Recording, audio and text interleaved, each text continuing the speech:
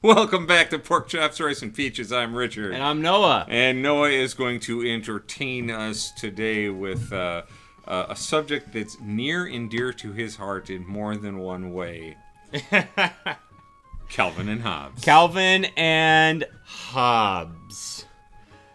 Wow. What made you want to chat about Calvin and Hobbes? Well, one, there's a strike going on, and Calvin and Hobbes is, as a part of this discussion, 100% not a part of any strike company. But I saw a video on YouTube about its legacy, and I was like, it's right. And I feel like I just wanted to talk about what it meant to me, why it was so good, and its lasting impact that it's had. I'm just like, I'm not trying to steal ideas, but I was like, it inspired me to just put my feelings out there about it. So what was if you could sum up that documentary?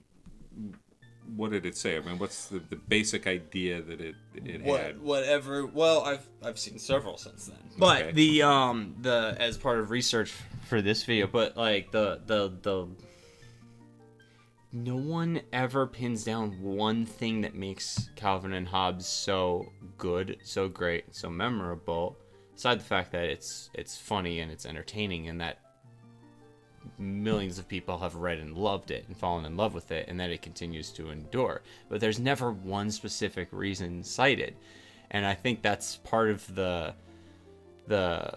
point they get to is that there's just so much going on in a comic strip, that something that was made for newspapers, that makes it timeless and enduring, that you can't sum it up into a couple words. Like, you have to kind of talk about all the aspects of it and to even scratch the surface of why it's so beloved. I mean, let's take some examples. First, the artwork. For a daily comic panel, Bill Watterson put so much into the artwork. Like, pull up just any of his Sundays, right? Here's a good one. I mean, just look at everything that's going on. You've got grass down here. This is a simple Sunday too. This isn't even that complex. Like, he drew like mountainscapes, looked like something straight out of a Bob Ross, video. But there's so much detail on the tree, on Hobbes's whiskers, on all the water balloons, the slats in the boards, the rivets in the boards. There's so much going on in just this simple 3-panel comic strip. And even more so, probably the thing that stands out the most, and you don't see this in a lot of comic strips at all. Look at the perspective. Exactly. You're looking down. You're looking down at above. An angle. It's dynamic. Yes, and then you get and then that's just one aspect of it. And then you look at the colors. It's vivid, it's bright, but it's simplistic. And then you add in, the message that they're saying. I can't read it. He says, "I love summer, 3 whole months with no responsibilities. There's nothing we have to do." Mm-hmm. Hobbes says, "They say idle hands are the devil's work." Calvin says, "I resent that. We work darn hard at this." And that reaction right there. We didn't even read the words at first. We were already talking about how good this comic is, this Sunday comic, and it's 3 pictures. Okay. So 4 sentences. This do you call them cartoonists? Yeah. Okay. Cartoonists. Whether he is doing simple line drawings in black and white, or he's doing the more complex color artwork. Yeah. When he's doing his dinosaurs, when his T-Rexes. His T-Rexes are incredible. Right? His jet fighters. They're amazing. Right? He has mastered several different forms of drawing. He does them all equally well. And they contribute. They tell the story. They don't contribute to the story. They tell the story. Yes. He has his verbiage. You have to be concise. Yes. You have to say a lot with a little. Yep. And and make it funny. And make it funny. And make it funny. And which means that I would imagine in his house, he drops a lot of one-liners. I would imagine. You'd imagine he does. I would okay. imagine he does. He captures. So if you're going to have any child be the star of a comic, the child is going to have the ability to take adult thoughts, adult ideas, and present them through the child's mouth. They are not going to be things that your average child says, unless they are like beyond precocious. Yeah. So he's mastered the art of capturing the adult commentary on life and putting it in the mouth of a child. While still giving some of that child perspective on things. He's never lost the innocence. And I think I have, because I was pulling up comics, this is a good one for that one. And of course, I'm going to splash these all on the screen. Son, nobody dresses up for anything anymore. People look like slobs everywhere they go to. We're two people sort of the tiny.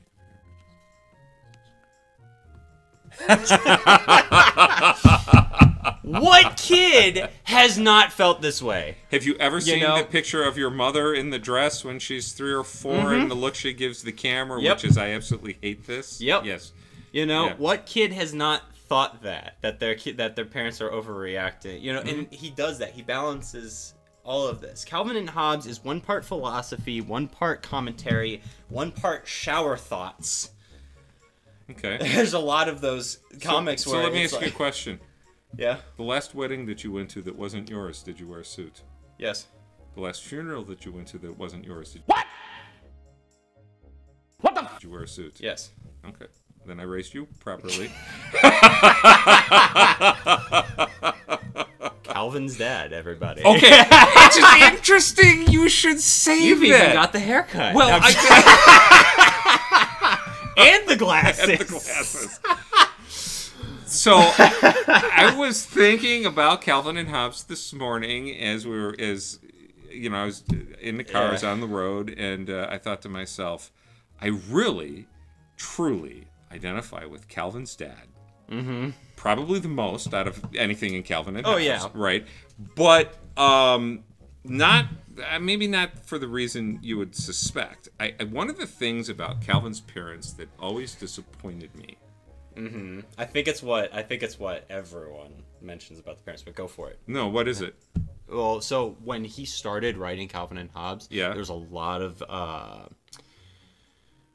feedback. We'll put it as feedback. Criticism, from parents saying that they're way too antagonistic towards Calvin, that they are not actually loving parents because of how antagonistic they are towards Calvin, which actually spurred him to write a story within Calvin and Hobbes where they were much gentler to him, and then he started incorporating that into it. And it's the story where it's a series of strips where a baby raccoon dies. Oh, I remember that. Okay, and the way the parents are gentle with Calvin and teach him about death. Calvin needs a foil, and his parents clearly are the foil, and his teachers, the adults. That was not what I was thinking of, actually. Okay. No, that is not what I was thinking. Okay, cool. Then go for it. They don't play with him. Yeah. Okay. So there's one strip I can think of where he does. Right. Where they do. I'm the guy who constantly had your mother walking away from us in public, pretending like she didn't know us because we went. Do you remember going into the aisle at Walmart where we tested every bike horn on the shelf? Yeah. Okay. Do you remember how many times we would be going in and out of the clothing racks in either Walmart or Sears or where we played, where we would lay and roll on the floor Sears, in public, that's right? A trip bag. Okay, yeah. No, this is Who remembers those? Yeah. So I was the hands-on dad rolling on the floor, and of course I don't want to say anything that's going to make it sound like I'm patting myself on the back. We all look at the way we do things, and we see ourselves as average, as like the norm, right? Yeah. And I'm coming to find out that maybe that aspect of parenting, I'm not the average. I was like, I would read some of these strips, and I know it's a comic strip and everything, but I'm like, parents, you're missing the prime. Parts of childhood. Like, you don't remember calling me matey dad. I'll never forget it. Yeah. Right? the imaginary pirate ship on the log in the backyard, and that's my complaint about Calvin and Hobbes is those parents don't get down and play. But what I love about right, and I almost got your sister on this last night. Your brother asked for calzones for dinner, right? And I said to your sister, I said, you know where calzones come from, don't you?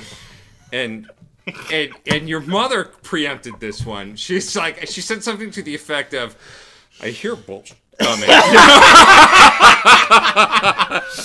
So I had this whole story because he does it. He's a master at it. I had this whole story about little Johnny Calzone who was helping his mom cook dinner, and he took the pizza out of the oven and walking to the table, he tripped and fell, and when he fell, the pizza folded on top of itself, and they didn't want to throw it away. It was smushed on the floor, so they put it on the table and they cut it into pieces, and they realized it was good, and they decided to sell it in their family restaurant and call it the Calzone after their family.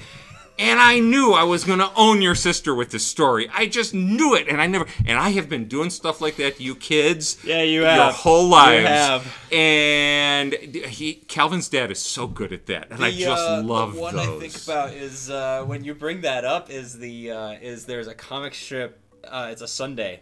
It's a full color. When I say Sunday, for those of you who don't know what that means, if you're not familiar with comics from the newspaper, which I'm not customized, like I don't remember reading them in papers. I remember reading them in books, but we'll get to that in a second. The Sundays are the big full color ones, and Calvin comes out to the front stoop, and he's like, hey, why are old pictures all black and white? And his dad's just like, well, the whole world was black and white back then. And then Calvin's like, how does that work? Then why are the pictures still black and white? Shouldn't they have turned to color like everything else in the 1940s and 50s? And he's like, well, no, because it's a picture of black and white. That was the color back then. It's a picture of black and white things. It's so good. But here's the other thing. That right there, me being able to recall that. Right. You know, bringing it up, it just shows you the impact that this comic strip has had. That you can recall that I can at least recall a comic strip for a situation. Okay. You know, a specific example of one of those that stands out as really funny because he did such a good job with this and balancing these things because, you know, there's a lot of comic strips where, you know, you've got the generation gap between Calvin and his dad. His dad's complaining about oversaturation of commercialization and all this stuff on TV, and Calvin's all about it.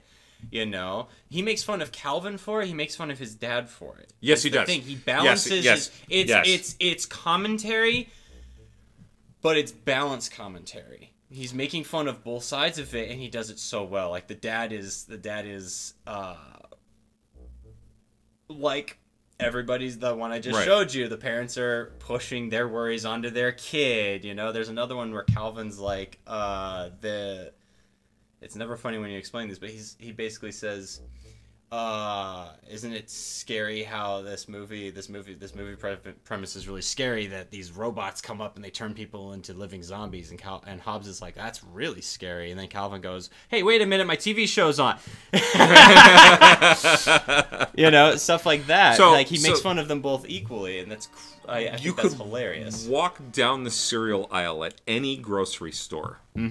And you if you've read Calvin and Hobbes and none chocolate of the frosted sugar bombs, they might as well all say the same thing. Might as well. Chocolate covered sugar bombs. Yes. You know? Every cereal. That's another thing. How many of these aspects of this comic are so iconic? Transmogrifiers. Transmogrifiers a good one. Yes. Yeah. The duplicator. The snow art. Just snowman. Just using the refrigerator box as a toy. Exactly. Yes. And how many kids have taken their wagon down a hill because of Calvin and Hobbes? How many kids? Too many. Too many. How many kids have gone to the ER? I think the worst part of its legacy is how many ER trips have been made because of Calvin and Hobbes. But it was fun. I've done that.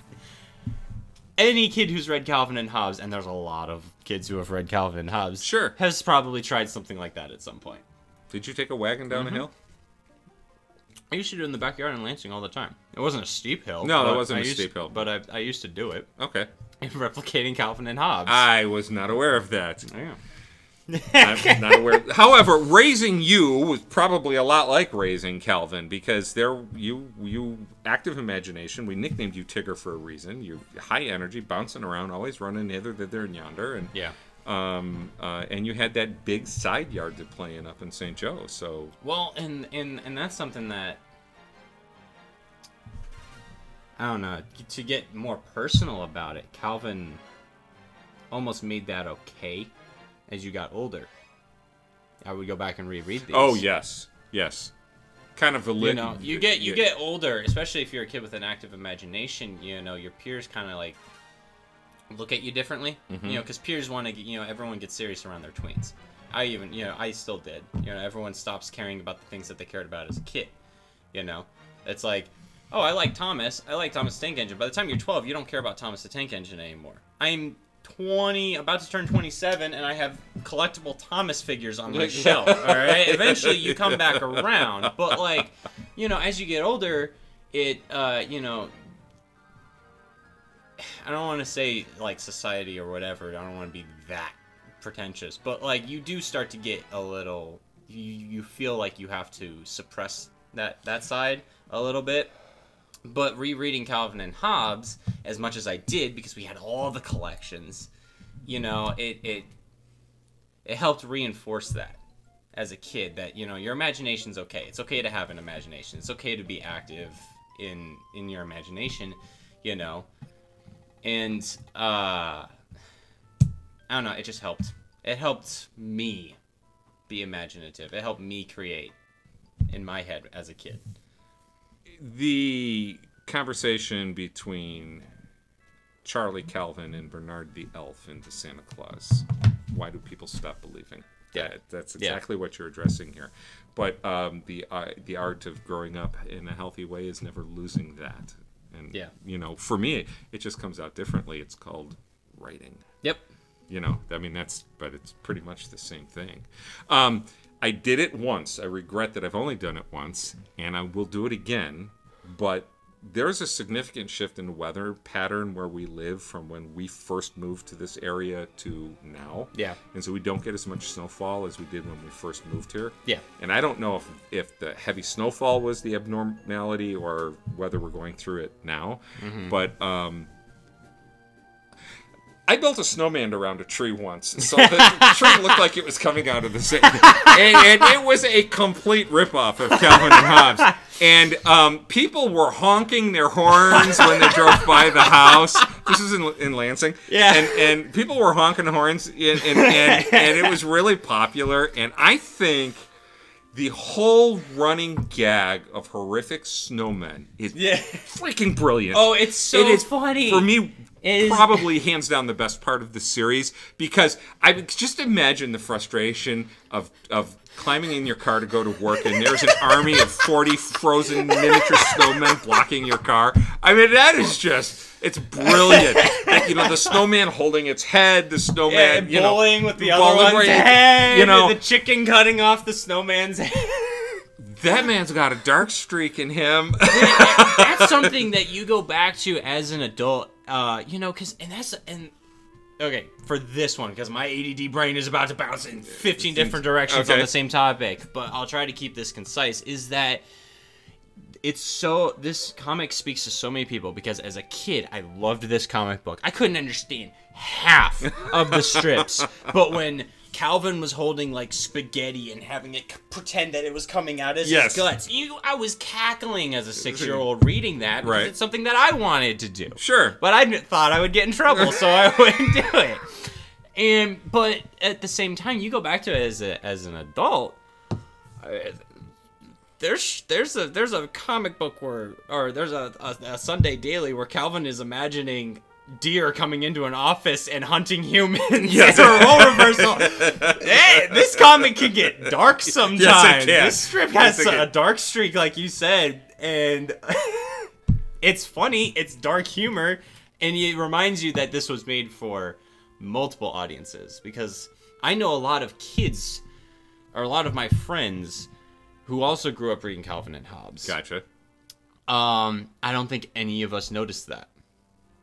Okay. I don't know. I would have just skipped over it. If it bothered me, I would skip over it. If I didn't want to read it, I'd skip over it. You know, it's very easy to consume it in the book because you could just skip over it. You didn't grow up with waiting for the newspaper each day so that you could see the day's comics. Nope. And you didn't grow up with waiting for the Sunday paper to come and get the full colored comics. And that was a whole aspect of following the comics that probably died in the mid to late 80s when newspapers really started going down. Right. Calvin and Hobbes ran from 85 to 95. Okay. And a lot of cartoonists who are, you know, the comic strip writers for newspapers, I was just watching a documentary. Berkeley Breathed, Bill Amend, Zitz, all of them. Zitz, they're all like saying he probably was the last great comic, the last great cartoonist. Like Calvin and Hobbes was probably the last great. Yes. You know, following in that line that, like, Charles Schultz might have been in, you know. Although, there's some good cartoonists. We'll have to spend some time discussing Watterson versus Larson. Oh, Larson was running at the same time. Larson, they mentioned Larson in that. Larson was vein. Brilliant. Larson was. He was brilliant. Oh yeah, he was brilliant. He was brilliant, and absolutely fantastic. But it may not be a one-on-one comparison because he was episodic. He wasn't. And he was very abstract. Yeah. Watterson told a story of a family and had continuing characters and kept them fresh and storylines. You know, he broke the fourth wall a lot. Calvin talks to the reader. Hobbes talks to the reader. Yes. Every character talks to the reader at some point. They look at you and talk to you. Again, the artwork is gorgeous. Yes. He even went... I know there's a story where he went out and grabbed a stick off a tree because he couldn't get a drawing effect to look right with the ink and the brushes and the pens that he was using. So he grabs a stick off a tree and then got the effect he was looking for using a stick. That's brilliant. I'm like, what? That's brilliant. That's brilliant. Yeah, that's the heart of an artist. And it doesn't date itself. That's another thing. No, its commentary is timeless. It is. Its technology.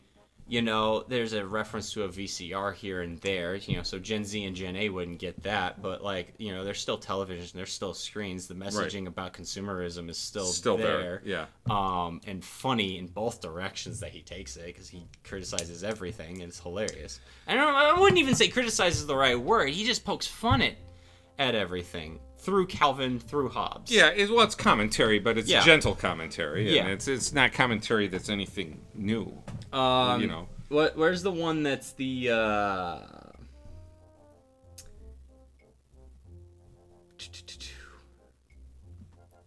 There's entire strips where he's talking about art. And the commercialization of art and artists. Okay. And Calvin's complaining that his art is not appreciated, and that he has to appeal to the corporate mindset and all this. And Hobbes is like, well, why don't you just get a job and then do art as a hobby? And Calvin's like, what? Actually work? It's like, you're an artist, my guy. Oh. So he's like taking a shot at everyone in one 4-panel comic strip. I think Heinlein, the science fiction writer, used to take pot shots at writers not having legitimate jobs, and I think it was a science fiction writer did the same. Not different science fiction writer. Yeah. Was it in?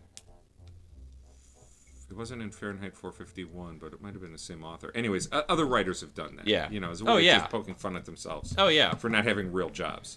You know what the interesting thing about this? We agreed 3 days ago that we would talk about this. Yeah. And I was supposed to spend my downtime this weekend and maybe brush up on some Calvin and Hobbes, and guess what? It didn't happen. Yeah. So I called him this morning, and I texted him, and I said, "Can you carry this conversation?" And he said, "Yeah, no problem." I'm like, "Okay, good," because sometimes one of us has more to say than the other. But probably the most fascinating thing about this entire conversation is how much I'm learning about you, your childhood, and how all of those thrift store Calvin and Hobbes books affected your life. Because every time your mom saw one, she would pick it up, and she probably paid $0.25 for it. To be fair, my brother and sister did rip apart several of those, but they were much younger, and annoyed the crap out of me every time they tore up a book. I think one of them got dunked in the fish tank like our GameCube controllers at one time. Remember that saga of our lives? Okay. Oh yeah, your sister threw everything into the fish tank once. I found a ViewMaster disc in there. We had a fish that has seen the 7 wonders of the world. Dropped in its fish tank. Yeah, pencils, books. Yeah, your brother stood in the aquarium once. Yeah, I know. Yeah. We've had it all in there. Yeah. Calvin and Hobbes is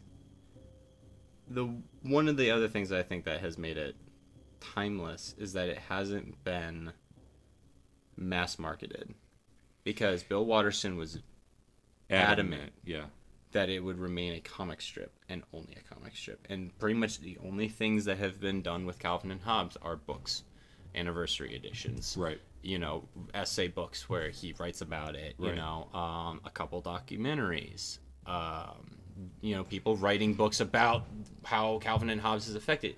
I would love to see a collection of his idea sketches. Right? Those would be really fun to look at. They, apparently he donated a lot of his original prints to a museum of cartoons, and you can go and view his original prints that he would send in, or that he would send like copies of. Oh, okay. And you can see where he whited out. You can see where he erased. Really? You can see where he went in. Yeah, and you can see where they had to clean it up later. Right. And you can just go view that. You have to wear the white gloves and everything. Oh, because sure. They're like, those things are pretty much priceless because they're original, and the dude does not talk to anyone. I believe that. He very rarely communicates. He's a recluse. He is very much a recluse, and and back to the non-commercialization. I think it's better, you know, because there's that whole debate. And here's the question: is Hobbes a magical stuffed animal that only comes to life when it's just Calvin, or is he a figment of Calvin's imagination, or, as Bill Watterson suggested, is Hobbes real, but Calvin's the only one who knows how to see him?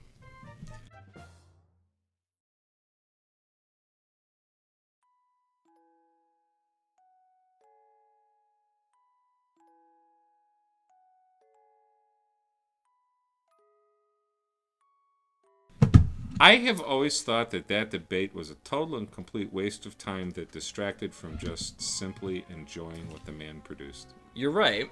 That's part of it. But it's also tells you how different people... Because I think if you were a kid reading it, Hobbes was a magical stuffed animal that came to life. All right. If you're an adult, maybe with a slightly more cynical mindset, you're trying to read between the lines, he's a figment of Calvin's imagination. He's an imaginary friend.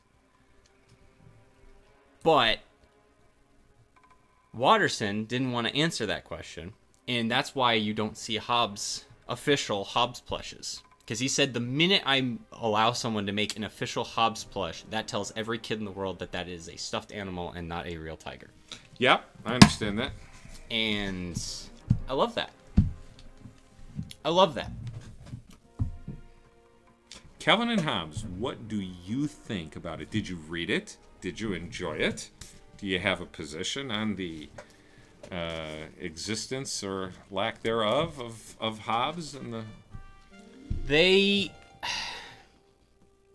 Did Calvin and Hobbes do for you what it did for him? Yeah, because it really did. I guess changed my life, inspired me in many ways. All right. I kind of have to thank it for a guy almost where I am. So okay. Well, that is cool. What are your thoughts on it? That is cool. Put them down below if you like the content here. Hit the subscribe button. We love the conversation. We love the comments. let us know what your thoughts are. And thanks for tuning in to this episode of Pork Chops, Rice, and Peaches. And we'll see you next time.